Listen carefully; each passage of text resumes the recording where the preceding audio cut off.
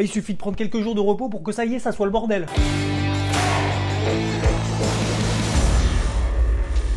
Bon, alors c'est parti pour une deuxième vague. Est-ce que ça va être comme le mois de février? Est-ce que ça va être pire? Mais d'ailleurs, est-ce que c'est bien le but d'estimer jusqu'où cette correction aura lieu? Jusque-là, les marchés attendaient beaucoup des plans de relance, notamment aux États-Unis. Ça vient pas, tu sais, le fameux "on est en bonne voie" de Nancy Pelosi. T'inquiète pas, si je donne pas de nouvelles, ils sont en train de le rédiger.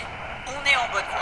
Finalement, les marchés sont tombés sous leur propre poids, tel un ras-le-bol. C'est sûr que c'est stressant d'avancer dans le brouillard en plein milieu de l'océan. Et après plusieurs jours, voire même plusieurs semaines de promesses, et ben finalement, il se passe rien. Alors maintenant, ça y est, hein, le sujet, ça va être les élections américaines. Est-ce que finalement, ça va changer quelque chose, que ça soit d'un point de vue économique, d'un point de vue sanitaire? Oui, peut-être. Mais clairement, ça changera pas le cœur du problème. Que ce soit pour les boîtes qui ne réussiront pas à s'en sortir, ou celles qui tireront leur épingle du jeu. D'ailleurs, les États-Unis vont peut-être pas échapper à des reconfinements partiels, notamment si c'est Joe Biden qui est élu. Car sa priorité sera de sauver des vies au détriment de l'économie. Quitte à impacter négativement la croissance. Alors que Trump a dit qu'il était hors de question de tuer l'économie une seconde fois. Donc oui, ça va probablement catalyser des mouvements et influencer notamment le marché, mais ça va pas changer la face du monde. En tout cas, la situation sanitaire, ça c'est sûr qu'elle va pas s'arrêter comme ça du jour au lendemain. Bref, la question est, est-ce que c'est judicieux d'investir massivement ou de paniquer? Tu t'en souviens, lors de la première vague, on a eu un rebond violent, et d'ailleurs, ça a valu beaucoup de critiques pour les Robinhood traders. En gros, ils achètent n'importe quoi et puis derrière, ça bourre direct en ligne droite. Quitte d'ailleurs à acheter des boîtes en quasi faillite. Et c'est vrai qu'on a eu des mouvements de rebond violents beaucoup plus rapidement que prévu. D'ailleurs, les grandes banques ont publié des résultats trimestriels nettement supérieurs aux attentes, des bénéfices pour certaines d'entre elles qui ont doublé. Alors oui, parce qu'ils restent fondamentalement quasiment toujours à l'achat, en adaptant progressivement leur portefeuille, en privilégiant celles qui sont fondamentalement le plus solides, stables et performants, en tendance quoi. Souviens-toi d'ailleurs de Warren Buffett hein, qui s'était coupé le bras en sortant du secteur aérien au premier trimestre. Effectivement, c'est un mouvement, que ce soit d'ailleurs baissier ou haussier, que personne n'avait prévu, ou très peu. Et on est dans une situation où finalement prévoir c'est pas vraiment l'objectif, c'est d'essayer de s'adapter au contexte, sachant qu'on l'a jamais vécu, jamais connu. Et à l'inverse de ces fameux Robinhood traders qui se sont rués sur les marchés parce que ça avait beaucoup baissé et ça ne pouvait que remonter, que ce soit suite aux injections de la Fed, au plan de relance, etc. Et bah ceux qui ont complètement paniqué pendant cette période. En plein milieu de l'orage, j'ai pas de plan, je fais quoi? Je coupe tout, je renforce, je double, je moyenne.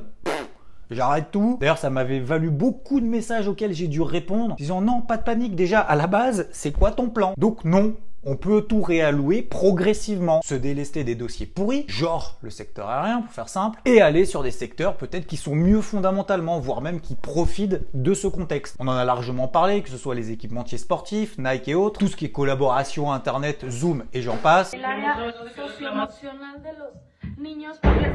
La bouffe pour les chiens, par exemple Zoo Plus et d'autres. Deux situations complètement extrêmes et je pense qu'il faut pas forcément être extrême dans ses propos, dans ses agissements et mettre le curseur un peu au milieu. Donc pour répondre à la question paniquer, non, déjà ça sert à rien. Et surtout, faut avoir l'humilité d'avoir eu tort, d'en prendre conscience. Et pour être vulgaire, ça fait chier tout le monde de prendre une perte. Hein. Y a personne à qui ça fait plaisir. Donc oui, faut pouvoir changer de cap. Pour reprendre toujours cette image du bateau au milieu de l'océan, bah lorsque tu vas d'un point A à un point B, bah, à un moment donné, t'as les vents qui changent. Donc faut s'adapter. T'as une feuille de route à l'origine et après tu t'adaptes au fur et à mesure. Et ça sert à rien d'insister si ça marche pas. Parce que si t'es face au vent, eh ben t'avanceras pas.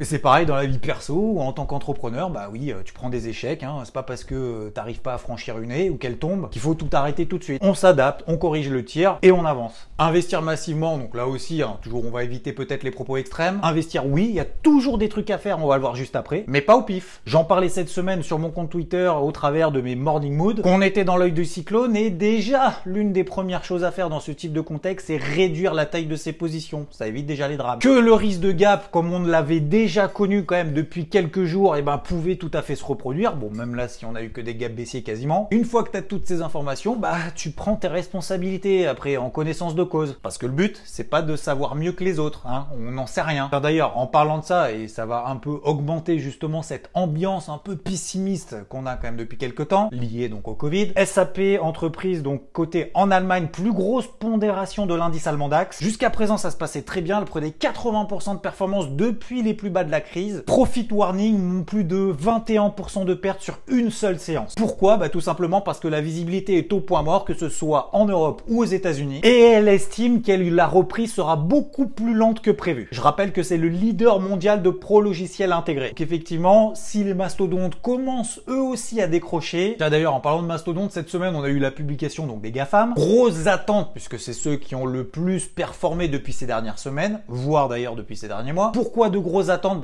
Parce qu'elles ont énormément progressé et donc elles sont quand même très bien valorisées. Et le moindre grain de ça, ça peut entraîner quand même des replis relativement violents, notamment pour les investisseurs qui ont besoin de cash, donc sortent de ces dossiers-là et les réallouent vers des dossiers peut-être un peu moins bien valorisés. Bref, on se coupe un petit doigt. Twitter, où finalement la monétisation de ces nouveaux utilisateurs qui sont arrivés en masse ces derniers mois, finalement c'est pas terrible. Amazon qui triple les bénéfices, tu t'en doutes pourquoi. Et visiblement ça plaît pas trop, oui, parce qu'elle est chargée en ce que j'appelle en adaptation sanitaire. Continue à bosser, ça coûte cher. Facebook, publication top, mais 2021, on verra bien. Donc pas de visibilité non plus. Apple, mieux que prévu, mais les iPhones, moyen.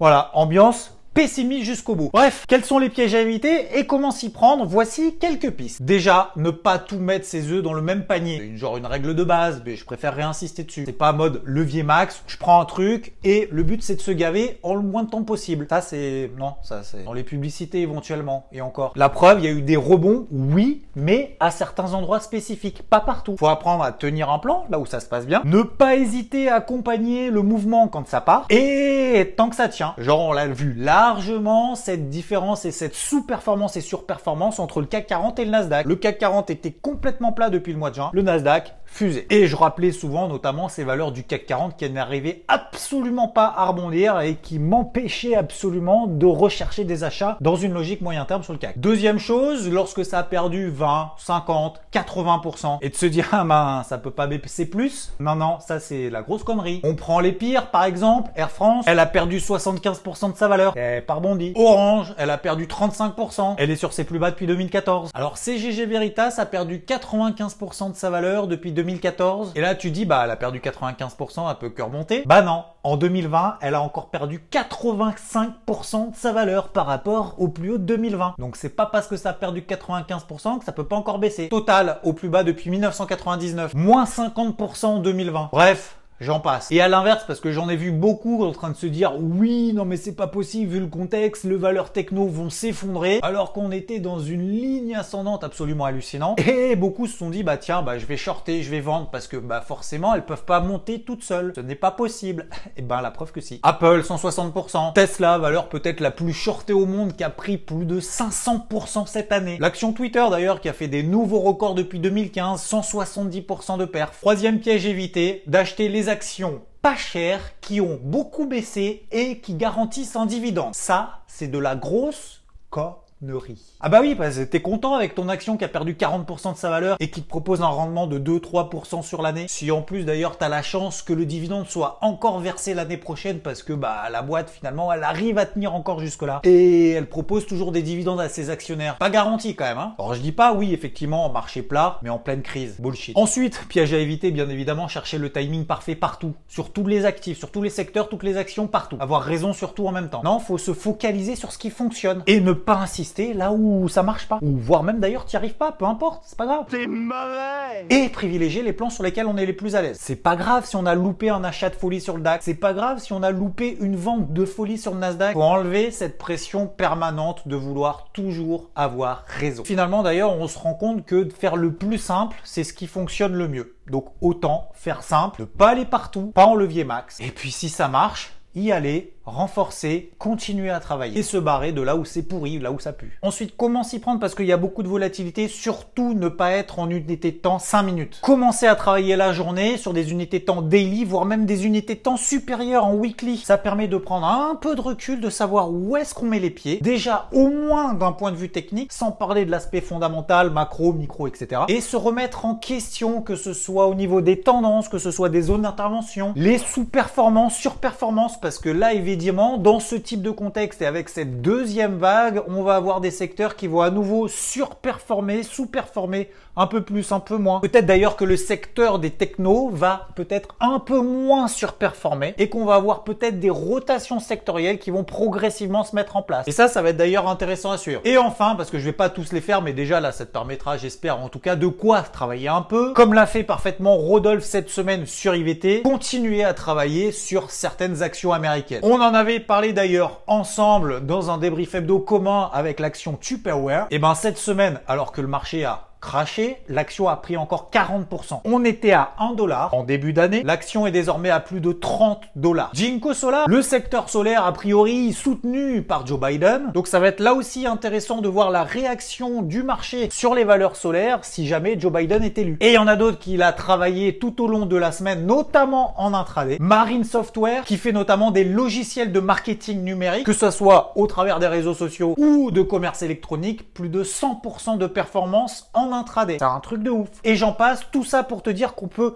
être short peut-être sur un marché et continuer à travailler à l'achat sur des actions en particulier où il y a du volume, du mouvement et peut-être d'ailleurs des rotations sectorielles qui sont en train de s'opérer. Bref, cette semaine, que ce soit sur le CAC ou le DAX, on a rompu quand même des niveaux de support absolument énormes qui depuis le début du mois de juin tenaient. Et combien de mois je me suis attaché les mains à éviter d'acheter à moyen terme sur cette zone-là et de dire notamment sur le CAC, j'attends un repli sur les 4600 points. Ça semblait impossible que ça arrive et bah finalement on l'a fait en quelques jours. D'ailleurs, pour le moment, je suis toujours pas revenu à l'achat sur le CAC dans une optique de moyen terme, même si la zone des 4600 points a été atteinte. Pourquoi? Parce que pour le moment, on n'a pas de soutien, on n'a pas de reprise, on n'a pas d'élan technique, on n'a pas de signal de rebond pour le moment, donc patience. Sur les indices américains, que ce soit le Dow Jones ou le SP500, on a des espèces de double top d'ailleurs qui sont relativement similaires à ce qui s'était passé au mois de janvier et de février, avec ce qu'on appelle des open en extrême. Tout de suite, on voit la pression baissière et dès le début de semaine, bim, ça vend. D'ailleurs, on a des bandes de Bollinger qui sont encore relativement éloignées, donc il y a encore un peu de place pour la correction, d'ailleurs d'un point de vue technique uniquement. Bref, rouge sang cette semaine sur les indices, avec de la place pour rallier des niveaux clés hebdomadaires. Le gold, donc comme je te le disais, que je travaille à l'achat, notamment dans une logique intraday, même si on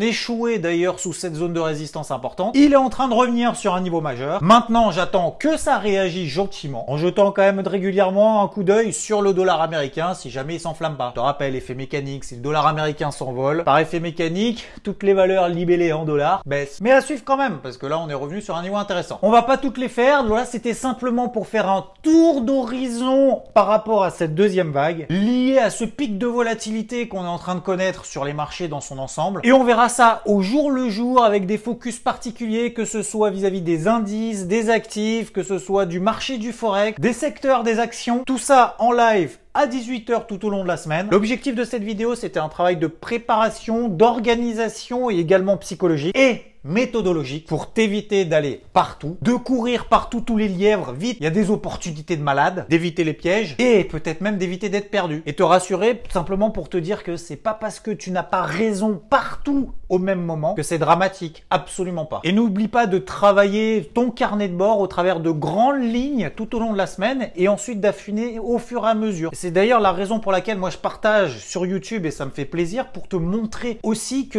des fois je me plante. Il y a des semaines je passe complètement à travers partout. Alors il y a des semaines ça cartonne, il y a des semaines c'est mitigé ou je me foire. Mais c'est pas grave, faut être encore là, faut combatif, faut continuer. Parce qu'avant tout, que ce soit les marchés financiers ou le trading, déjà c'est une passion. Et seulement après que tu aies bien compris que c'était une passion, donc d'éviter de te mettre trop de pression, etc. Ça peut être un revenu complémentaire à une activité principale qu'il faut préserver dans un premier temps en tout cas. Bref, on va avoir beaucoup de choses à voir ensemble, que ce soit ici sur YouTube, que ce soit en live ou ailleurs si tu me suis ou tu nous suis par exemple sur IVT. La priorité, c'est pas tout ça, c'est surtout de donner beaucoup de courage à ceux qui sont en première ligne dans ces moments. Que ce soit bien évidemment le secteur hospitalier, mais tous les secteurs qui vont être touchés en première ligne. J'apporterai ici sur YouTube ma modeste contribution pour, j'espère, t'ouvrir l'esprit, te donner 2-3 astuces, 2-3 idées, 2-3 éléments qui feront tilt, peut-être d'ailleurs à une minorité d'entre vous, et ce sans détenir la vérité. Juste partager ce que je vois avec l'expérience, avec les années de travail. N'oublie pas de t'abonner, activer la cloche et éventuellement liker. Je te dis donc à demain. Et oui, à demain, c'est reparti. J'ai eu quelques jours de repos, même si il suffit de se barrer 2-3 jours pour que ce soit le bordel. Merci. bah je recommencerai pas. Merci à vous, bon courage à tous. Allez, on reste motivé, on y va et je te dis à la prochaine. Ciao!